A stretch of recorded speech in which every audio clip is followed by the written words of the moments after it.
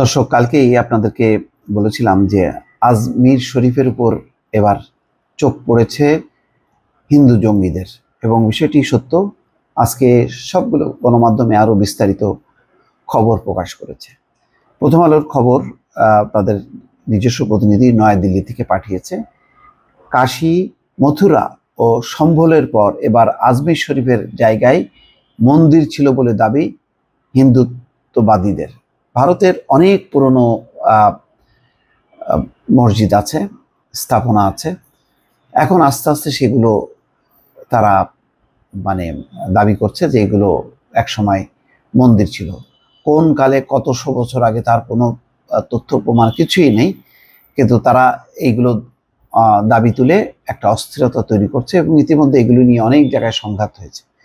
ভারতের যে বিজেপি সরকারের এই ব্যাপারে কোনো বক্তব্য নেই, বিবৃতি নেই, বরং তারা চুপচাপ বসে থেকে এই বিভিন্ন গোষ্ঠীকে দিয়ে করাচ্ছে এবং তাদেরকে ইন্ধন দিচ্ছে। এমনকি তাজমহল, কুতুব মিনারের প্রতিও তাদের চোখ, এবং এই নিয়ে তারা দফায় দফায় দরখাস্ত করছে আদালতে এবং বিভিন্ন সংস্থায় যে এইগুলো ভেঙে ফেলতে হবে এবং এখানে মন্দির নির্মাণ করতে হবে। জাস্ট বাবরি মসজিদের পর থেকে একের পর এক ঘটনা ঘটছে, এবং এখানে বিজেপি চরম সাম্প্রদায়িক এবং হিন্দু ধর্ম নীতি, উগ্র হিন্দু ধর্ম নীতি পোষণ করে এগুলিকে লালন পালন করছে। যখন নাকি চরম এরকম একটি সাম্প্রদায়িক দৃষ্টিভঙ্গি, তখন তারা বাংলাদেশের ব্যাপারে কথা বলে। ইসকনের সেই নেতা চিন্ময়, যাকে এখন ইসকনও স্বীকার করছে না, তার পক্ষে বিবৃতি দিচ্ছে। ভারত বা আমেরিকায় তাদের বংশোদ্ভূত যে সমস্ত প্রতিষ্ঠান আছে তাদেরকে দিয়ে চাপ তৈরি করছে ট্রাম্পের উপর, যাতে বাংলাদেশের উপর স্যাংশন দেওয়া হয়। এমনই একটি পরিস্থিতি। তো দিনকে দিন আরো স্পষ্ট হচ্ছে ভারত আসলে কি চেয়েছিল, কি হারালো। সেই বেদনা থেকে তারা যে সমস্ত কর্মকাণ্ড করছে সেটা ভবিষ্যতে বলে দেবে এটা ভালো নাকি মন্দ। আপাতত খবর হচ্ছে ভারতের উত্তরপ্রদেশের সম্ভলে জামা মসজিদে সমীক্ষার সিদ্ধান্ত ঘিরে হিংসা ও বিতর্কের মধ্যেই রাজস্থানের আজমির শরীফ দরগা নিয়ে কট্টর হিন্দুত্ববাদীরা নতুন প্রশ্ন তুলে দিলেন। তাদের দাবি, সেখানে খাজা মঈনুদ্দিন চিশতি দরগাটি একসময় শিব মন্দিরের উপর গড়ে তোলা হয়েছিল। সত্য নির্ধারণে কট্টর হিন্দুত্ববাদীদের পক্ষ থেকে সেখানকার নিম্ন আদালতে আবেদন জানানো হয়েছে। আবেদনের ভিত্তিতে গতকাল বুধবার আদালত নোটিশ পাঠিয়েছে কেন্দ্রীয় সরকার, কেন্দ্রীয় সংস্থা আর্কিওলজিক্যাল সার্ভে অফ ইন্ডিয়া ও দরগা কমিটিকে। এই আবেদন নিয়ে পরবর্তী শুনানি আগামী 20 ডিসেম্বর। আবেদনকারী হিন্দু সেনা সংগঠনের প্রধান বিষ্ণু গুপ্ত। আবেদনে তিনি বলেন, অযোধ্যা, কাশী ও মথুরার মতো আজমিরের ওই স্থানেও মুসলমানরা উপাসনালয় গড়ে তোলেন এক শিব মন্দিরের উপর। তার দাবি, সত্যতা নির্ধারণে এই দরগাস্থলের সমীক্ষা বা জরিপ করা জরুরি। একই সঙ্গে তার আবেদন, সেখানে হিন্দুদের উপাসনা করার অধিকারও দেয়া হোক। হিন্দুরা উপাসনা করবে, সেখানে ঢুকবে, যাতে একটা সংঘাতময় পরিস্থিতি তৈরি হয়, অথবা মুসলমানরা ভয়ে সেই জায়গা ছেড়ে দেয়। ভারতীয় গণমাধ্যম ইন্ডিয়ান এক্সপ্রেসের এক খবরে বলা হয়, এই আবেদনের ভিত্তিতে স্থানীয় দায়রা জজ মনমোহন চান্ডেল সংশ্লিষ্ট সবার কাছে নোটিশ পাঠিয়েছেন। আবেদনকারী বিষ্ণুগুপ্ত ইন্ডিয়ান এক্সপ্রেসকে বলেন, বিচারক তাকে আবেদনের কারণ জিজ্ঞাসা করেন। বিচারককে তিনি জানান, 1910 সালে হরবিলাস সারদা নামের স্থানীয় এক বিচারক, রাজনীতিবিদ ও শিক্ষাবিদ তার লেখা পুস্তকে শিব মন্দিরের অস্তিত্ব থাকার কথা জানিয়েছিলেন। তাতে লেখা হয়েছিল, আদিতে ওই স্থানে একটি শিব মন্দির ছিল।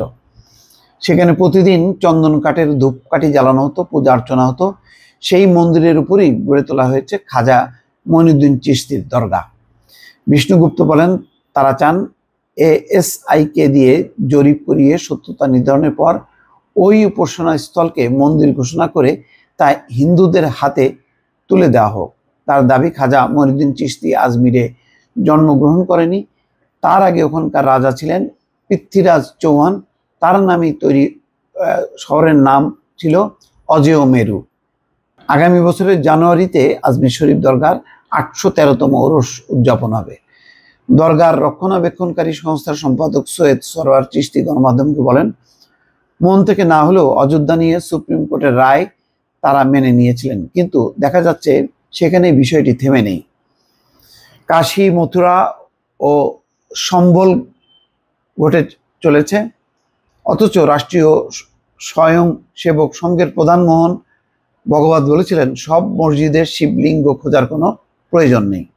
একের পর এক এই ধরনের ঘটনার জন্য সরওয়ার চিশতি প্রধানত দায়ী করেন সদ্য অবসর নেওয়া সুপ্রিম কোর্টের প্রধান বিচারপতি DY চন্দ্রচূড়কে। তিনি উদ্যোগী হলে এই ধরনের ঘটনা ঘটত না। অযোধ্যার রাম মন্দির বাবরি মসজিদ বিতর্ক চলাকালে 1991 সালে তৎকালীন প্রধানমন্ত্রী নরসিংহ রায়ের উদ্যোগে কেন্দ্রীয় সরকার একটি আইন প্রণয়ন করেছিলেন।